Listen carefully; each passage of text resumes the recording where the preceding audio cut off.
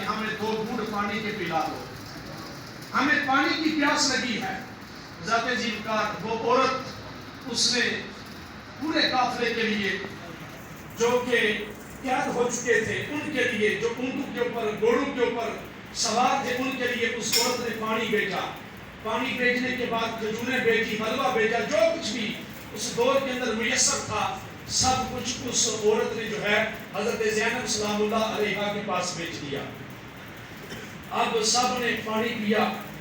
پانی پینے کے بعد وہ عورت جو ہے اس کو حضرت زینب نے بلایا کہ اس عورت کو تو بلاؤ کہ یہ عورت کون ہے کہ پورے دمشق کے اندر ہمارا کسی نے خبر نہیں لی، ہمارا کسی نے حال نہیں پوچھا، تو یہ عورت کون ہے جو ہمیں پانی بھی پلا رہی ہے، کھجوریں بھی کھلا رہی ہے۔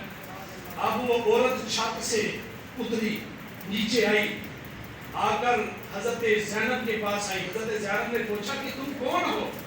کہ پورے دمشق میں ہمارے جو ہے وہ تماشا بنا ہوا ہے، سارے لوگ تماشا دیکھنے کے لیے جو ہے یہ چھتوں کے اوپر جمع ہوئے ہیں، اور سارے لوگ جو ہیں یہ کتاروں کے اندر ایک بھیڑ لگی ہوئی ہے، ہمارا حال کسی نے نہیں پوچھا، تم کون ہو کہ جس نے ہمیں پانی بھی پلایا ہے، کھجوریں بھی کھلائی ہیں؟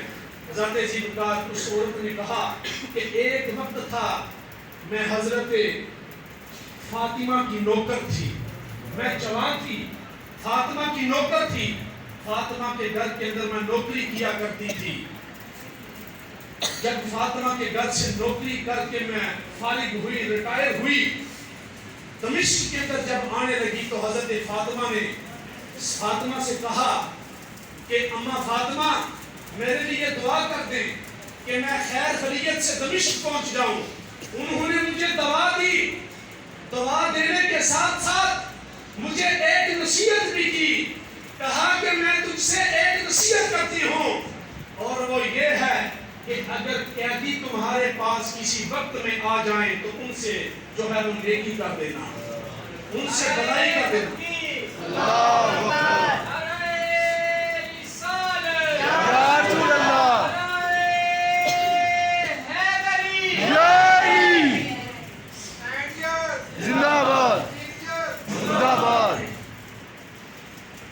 اب حضرت زینب نے جب پوچھا کہ تم کون ہو تو اس نے کہا کہ میں حضرت فاطمہ کی کنیز ہوں، کسی دور میں ان کی خدمت کرتی تھی، تو انہوں نے مجھے دعائیں بھی دی تھی اور مجھے نصیحت کی تھی، وصیت کی تھی کہ جب قیدی تمہارے پاس آ جائیں تو ان کی جو ہے وہ خدمت کر دینا، ان سے بھلائی کر دینا۔ میں تو آپ کو نہیں جانتی کہ آپ قیدی لوگ کون ہیں، میں تو ان کے حکم کو پورا کرنے کے لیے چھت سے نیچے آئی ہوں اور آپ کو پانی دیا ہے۔ ذات ذیلقار لٹا ہوا قافلہ، حضرت زینب نے کہا، حضرت زینب تو سمجھ گئی تھی کہ کس کی بات ہو رہی ہے۔ حضرت زینب نے کہا کہ مجھ سے تمہیں کیا چاہیے؟ اب سنیے، دل کے کانوں سے سنیے۔ اس عورت نے کہا کہ مجھے تو کچھ نہیں چاہیے، لیکن جب میں حضرت فاطمہ کے گھر سے آئی تھی، ان کے 2 شہزادے تھے، ایک کا نام حسن تھا، ایک کا نام حسین تھا، اور ان کی گود کے اندر 6 ماہ کی بچی تھی۔ مجھے پتا چلا ہے کہ فاطمہ تو فوت ہو چکی ہیں، ان کا بڑا بیٹا حسن اس کا بھی انتقال ہو چکا ہے، اور میرے لیے ایک دعا کر دینا، اے قیدی میرے لیے ایک دعا کر دینا کہ اللہ تبارک و تعالیٰ مجھے امام حسین سے بھی ملا دے اور شہزادی زینب سے بھی ملا دے، ان دونوں سے میری زندگی کے اندر ملاقات کرا دے۔ اس عورت کو نہیں پتا تھا کہ میرے سامنے کون ہے۔ حضرت زینب نے کہا کہ اے بی بی، یہ سیدوں کا گھرانہ ہے، یہ آل نبی کا گھرانہ ہے، یہاں سے جو بھی آتا ہے اس کی مراد جو ہے وہ قبول ہوتی ہے، بامراد ہو کے لوٹتا ہے۔ آپ تیری یہ دعا اب ہی قبول کر دیتے ہیں۔ فرمایا کہ یہ جو نیزے کی نوک کے اوپر چڑھا ہوا ہے حضرت امام حسین کا سر ہے، اور بد نصیب زینب تیرے سامنے کھڑی ہے۔ تکبیر، اللہ اکبر، یا رسول اللہ،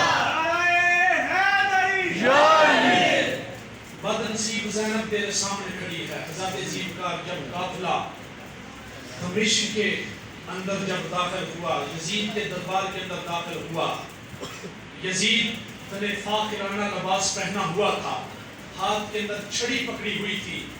حضرت ابو بریدہ اسلمی رضی اللہ تعالی عنہ بھی وہاں موجود تھے.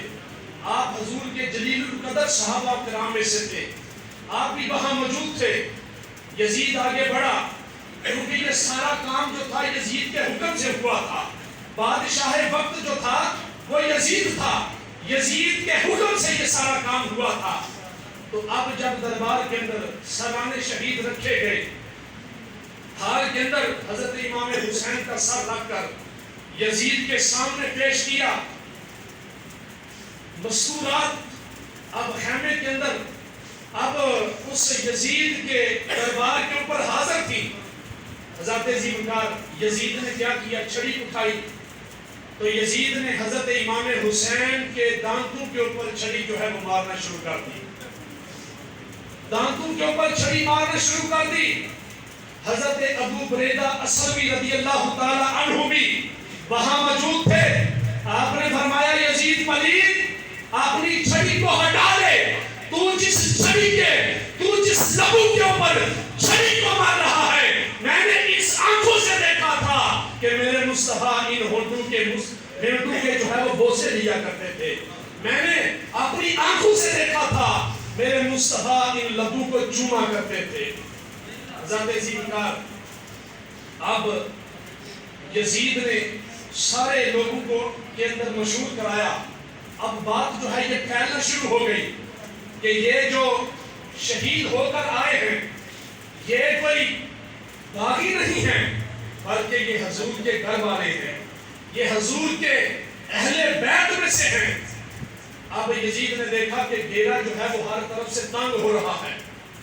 اب سرانے شہید بھی کربلا کے جتنے بھی شہید تھے وہ سارے کے سارے یزید کے دربار کے اندر موجود ہیں.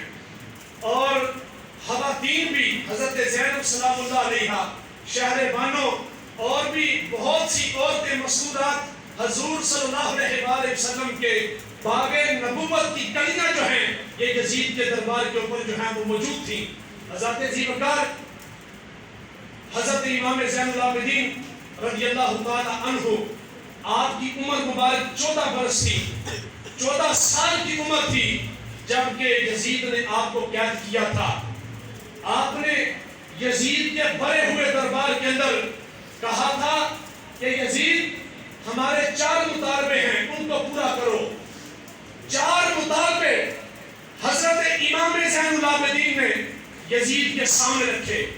کہا کہ ہماری 4 باتوں کو تسلیم کر لو. پہلی بات یہ ہے کہ شہیدوں کے ساتھ ہمارے حوالے کیے جائیں تاکہ ہم کربلا میں جا کر ان کی تدفین کر سکیں. اور دوسری بات یہ ہے کہ ہمیں بحفاظت جو ہے وہ مدینہ منورہ پہنچایا جائے جہاں سے ہم آئے تھے. ہماری تیسری خواہش یہ ہے کہ ہمیں لوٹا ہوا سامان جو ہے، جو بھی تم نے ہم سے لوٹا ہے وہ ہمیں واپس کیا جائے. اور چوتھی خواہش یہ ہے، حضرت امام زین العابدین نے فرمایا کہ اس جمعے کا خطبہ جو ہے وہ مجھے اجازت دی جائے کہ تاکہ دمشق کی جامعہ مسجد کے اندر میں کھڑا ہو کے جو ہے وہ خطبہ دے سکوں. اور قاتلان حسین جو ہیں وہ ہمارے حوالے کیے جائیں. اب یزید نے کہا کہ قتل کس نے کیا ہے؟ لوگوں نے کہا کہ قتل شمر نے کیا ہے، شمر ذیل جوش نے کیا ہے. شمر سے پوچھا گیا شمر تو نے قتل کیا ہے؟ شمر نے کہا میں نے قتل نہیں کیا، یہ سنان بن انس نے کیا ہے.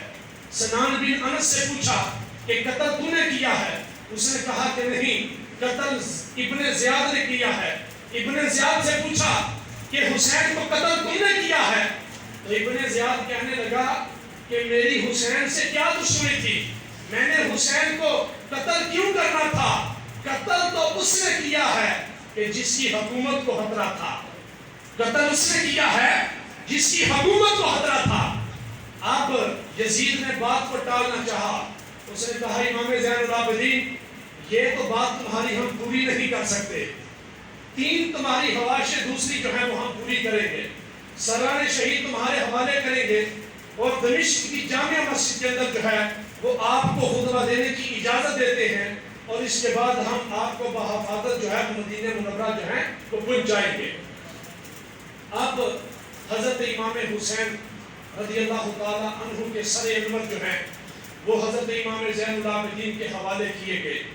جتنے بھی سر تھے 72 سر تھے، سارے کے سارے جو ہیں حضرت امام زین العابدین کے سامنے پیش کیے گئے، کہا کہ یہ تمہارے حوالے کرتے ہیں۔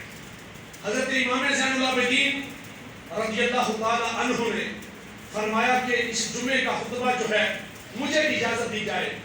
حضرت جمعہ کا دن آیا، یزید نے اجازت دی کہ اس جمعے کا خطبہ جو ہے وہ حضرت امام زین العابدین کہیں گے۔ حضرت جمعہ کا دن حضرت امام زین العابدین 14 برس کی آپ کی عمر ہے۔ آپ مؤذن جو ہے اس نے پہلی اذان پڑھی، اذان پڑھنے کے بعد آپ یزید کا جو خطیب تھا جو اس نے مقرر کیا تھا وہ ممبر کے اوپر چڑھ کے بیٹھ گیا، وہ یزید کی شان بیان کرنے لگا اور حضرت امام حسین کے بارے کے اندر جو ہے وہ برا بلا کہنے لگا۔ حضرت امام زین العابدین کی عمر 14 برس کی عمر تھی، آپ نے اس یزید کے خطیب کا جبہ پکڑ کر اسے جو ہے وہ نیچے کھینچا، کہا کہ کربلا کے اندر میں موجود تھا کہ تو موجود تھا، میں نے دیکھا ہے کہ حضرت امام حسین کو کیسے شہید کیا گیا، ان کے ساتھیوں کو کیسے شہید کیا گیا، میں کربلا کے شہیدوں کا چشمدید جو ہے وہ گواہ ہوں۔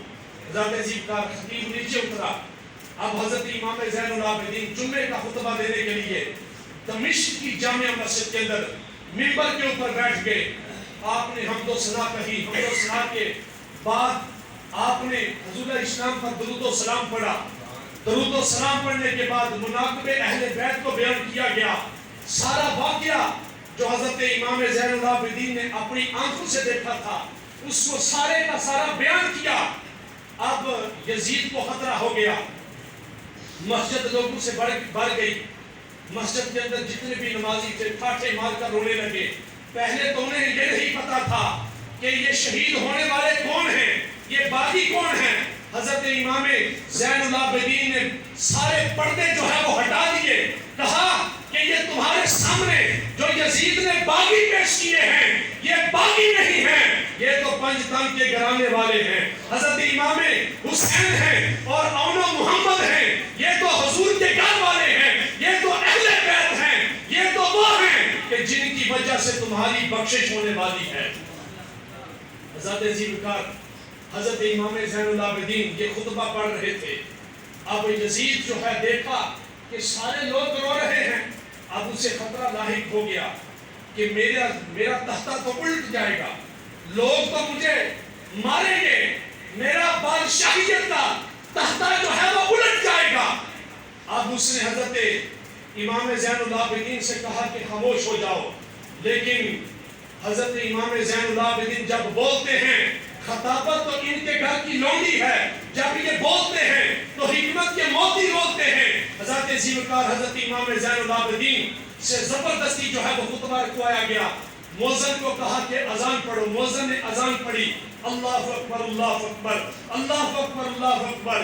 حضرت امام زین العابدین نے فرمایا اللہ بہت بڑا ہے، اللہ بہت بڑا ہے، اللہ ہر چیز سے بڑا ہے۔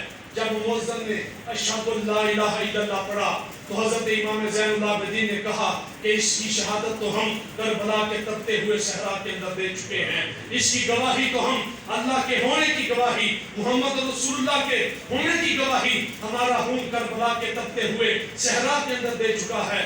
حضرت ذیبکار جب مؤذن نے اشہد ان محمد رسول اللہ پڑھا، حضرت امام زین العابدین کھڑے ہو گئے، کہا مؤذن تھوڑی دیر کے لیے رک جا۔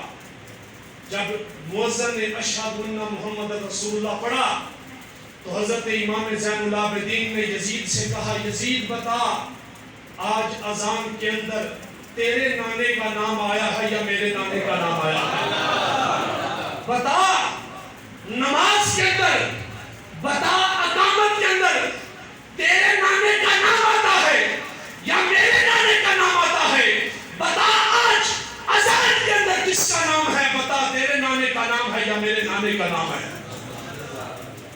حضرت ذیلقار یزید لاجواب ہو گیا. اب اس کی مرضی تھی کہ جلدی سے جلدی جو ہے قافلہ جو ہے مدینے کی طرف کربلا کی طرف روانہ کیا جائے. حضرت امام زین العابدین مسجد سے باہر نکلے. ایک کسائی اپنے ہاتھ کے اندر ایک سری پکڑ کے بکرے کی سری پکڑ کے جا رہا تھا. حضرت امام زین العابدین نے کسائی کو پاس بلایا, کہا میری بات سن جاؤ. کسائی رکا, کہا حضرت کیا بات ہے؟ کہا کہ ہاتھ کے اندر کیا پکڑا ہے؟ عرض کی حضور آپ جانتے ہیں کیا ہے؟ فرمایا نہیں میں جانتا ہوں لیکن میں تیری زبان سے سننا چاہتا ہوں. ایک طرف یزید کھڑا تھا. حضرت امام زین العابدین نے فرمایا تیرے ہاتھ میں کیا ہے؟ اس نے کہا کہ بکرے کا سر ہے. کہا تم نے بکرے کو کیسے ذبح کیا؟ کہا حضرت جیسے ذبح کرتے ہیں. فرمایا ذبح کرنے سے پہلے کیا کیا تھا؟ اس کسائی نے کہا کہ بکرا ذبح کرنے سے پہلے میں نے پانی پلایا تھا, اس کو چارہ کھلایا تھا. تو حضرت امام زین العابدین نے یزید کی طرف مخاطب ہو کے کہا یزید سن رہا ہے کہ اس نے جانور کا بھی ادب کیا ہے اور شریعت مصطفیٰ کے اندر جانور کا بھی ادب رکھا ہے کہ جب جانور کو بھی ذبح کیا جاتا ہے ان کو پانی پلایا جاتا ہے, ان کو جو ہے کھانا کھلایا جاتا ہے. بتا تو نے جب حضرت امام حسین کے سر انور کو جب جدا کیا تھا بتا تو نے پانی پلایا تھا؟ بتا جب تو نے تیرے سامنے جوان علی اکبر آیا تھا تو نے پانی پلایا تھا؟ بتا اب جب تیرے سامنے قاسم کی جوانی لٹی تھی تو تو نے پانی پلایا تھا؟ بتا تیرے سامنے جو ہے وہ ننھے علی اصغر کو قربان کر دیا, وہ پانی کی بوند کے لیے ترس گئے, بتا تو نے ان کو پانی پلایا تھا؟ حضرت ذیلقار یزید لاجواب ہو گیا. اب اس نے چاہا کہ جلدی جلدی بات کو ختم کیا جائے.